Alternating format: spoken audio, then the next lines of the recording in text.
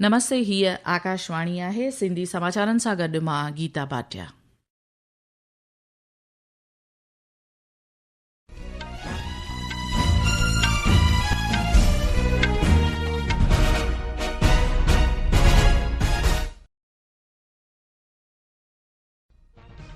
सभिनी खां अवल ख़ासि ख़बरूं।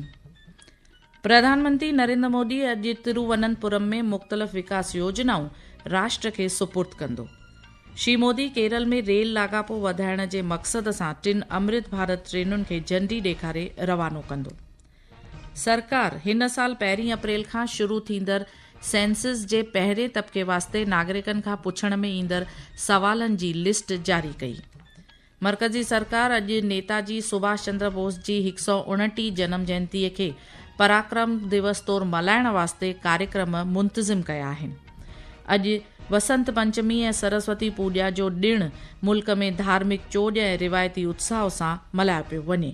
रांदियुनि में PV सिंधु ऐं Lakshya Sen Indonesia Masters badminton tournament जे क्वार्टर फाइनल में पहुता ऐं भारत ऐं न्यूज़ीलैंड विच में ॿी T20 मैच अॼु शाम जो रायपुर में खेॾी वेंदी।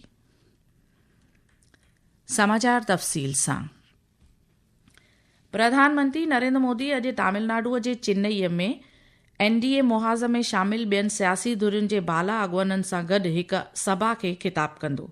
अवामी सभा वारे स्थान ते मुहाज़ में शामिल ॿियनि सियासी धुरियुनि जा रंग बिरंगी झंडा लॻाया विया आहिनि। सलामतीअ जा पुख्ता बंदोबस्त उन स्थान ते कया विया आहिनि। प्रधानमंत्री नरेंद्र मोदी अॼु केरल जे दौरे ते रहंदो। दौरे दौरान श्री मोदी तिरुवनंतपुरम में मुख़्तलिफ़ विकास योजनाउनि लाइ पीढ़ जो पत्थर रखंदो ऐं किन योजनाउनि जो महूरत पिणु कंदो। केरल में प्रधानमंत्री 3 अमृत भारत ट्रेनुनि सां गॾु हिकु यात्री ट्रेन समेत कुल 4 रेलगाॾियुनि खे साई झंडी ॾेखारे रवानो कंदो। हिकु रिपोर्ट। नरेंद्र मोदी 4 नई रेल सेवाओं को हरी झंडी दिखाकर रवाना करेंगे। इनमें 3 अमृत भारत एक्सप्रेस और 1 यात्री रेलगाड़ी शामिल है। प्रधानमंत्री Nagercoil Mangaluru Amrit Bharat express, Thiruvananthapuram तंबरम Amrit Bharat express, Thiruvananthapuram Charlapalli Amrit Bharat express तथा त्रिशूर और गुरुवायूर के बीच एक नई यात्री रेलगाड़ी को हरी झंडी दिखाएंगे। प्रधानमंत्री शहरी आजीविका मजबूत करने के प्रयासों के अंतर्गत PM स्वानिधि क्रेडिट कार्ड जारी करेंगे। श्री मोदी केरल के 1 लाख लाभार्थियों को PM स्वानिधि ऋण भी वितरित करेंगे। अनुपम की रिपोर्ट के साथ समाचार कक्ष से आनंद पाठक। सरकार आदमशुमारी जी ॻणप जे पहिरें मरहले वास्ते नागरिकनि खां पुछण में ईंदड़ 33 सवालनि जी हिकु फ़हिरिस्त जारी कई आहे। इहो मरहलो 1 अप्रैल खां शुरू थींदो ऐं 30 सेप्टेम्बर ताईं जारी रहंदो। अचो त ॿुधूं मेघना जी रिपोर्ट।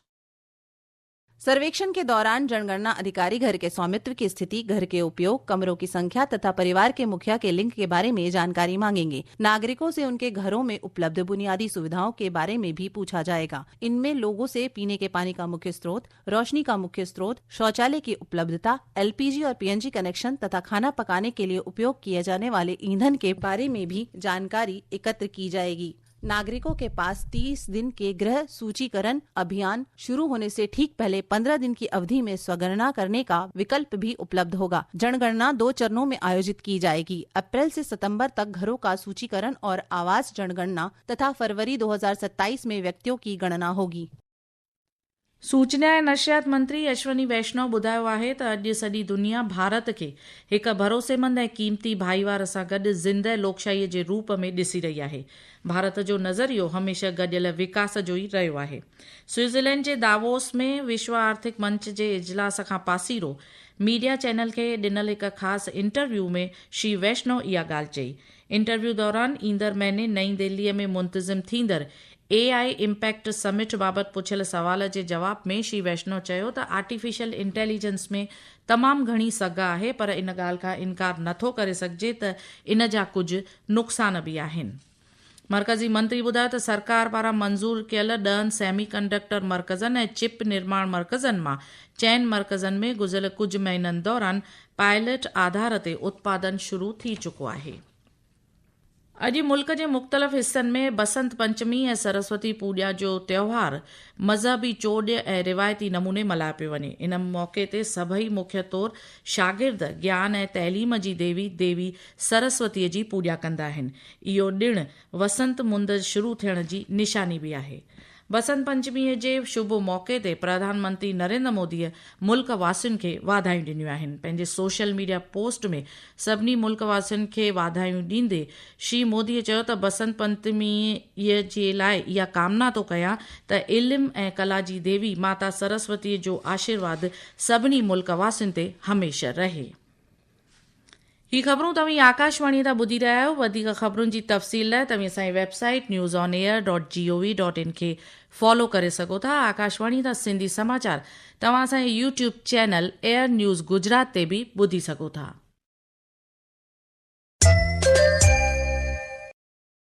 सकाफ़ती वज़रात नेताजी सुभाष चंद्र बोस जी 129 जयंतीअ जे ॾिस में अॼु खां अंडमान निकोबार उपॿेट में पराक्रम दिवस मुंतज़िम करे रही आहे। हिकु रिपोर्ट।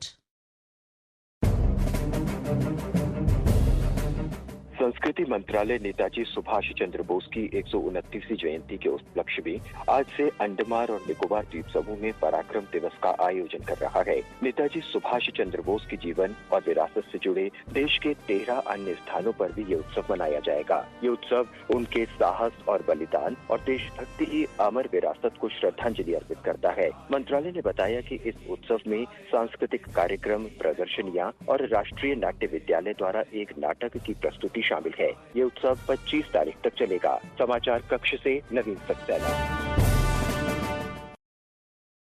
राष्ट्रपति द्रौपदी मुर्मू, नायब राष्ट्रपति ऐं प्रधानमंत्री नरेंद्र मोदीअ अॼु नेताजी सुभाष चंद्र बोस जे जनम जयंतीअ ते श्रद्धांजलि ॾिनी आहे।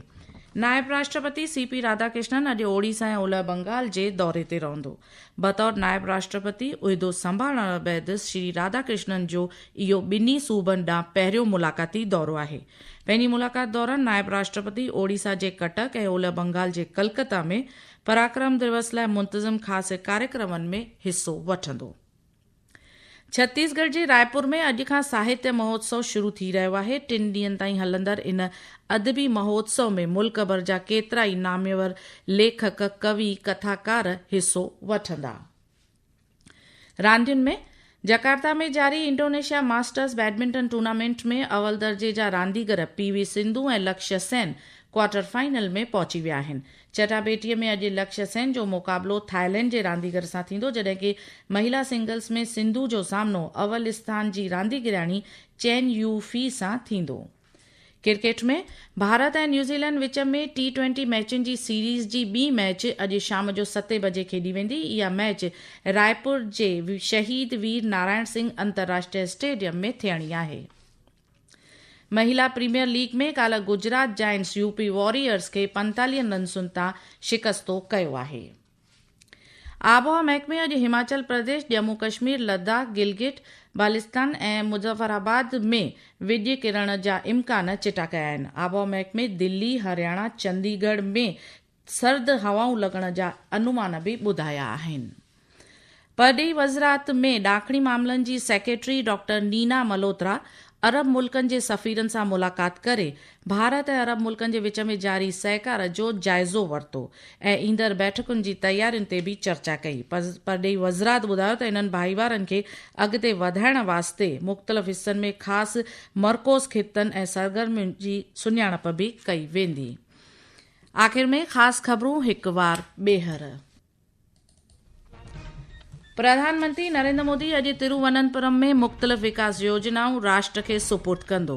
श्री मोदी केरल में रेल लाॻापो वधाइण जे मक़सद सां 3 अमृत भारत ट्रेनुनि खे झंडी ॾेखारे रवानो कंदो।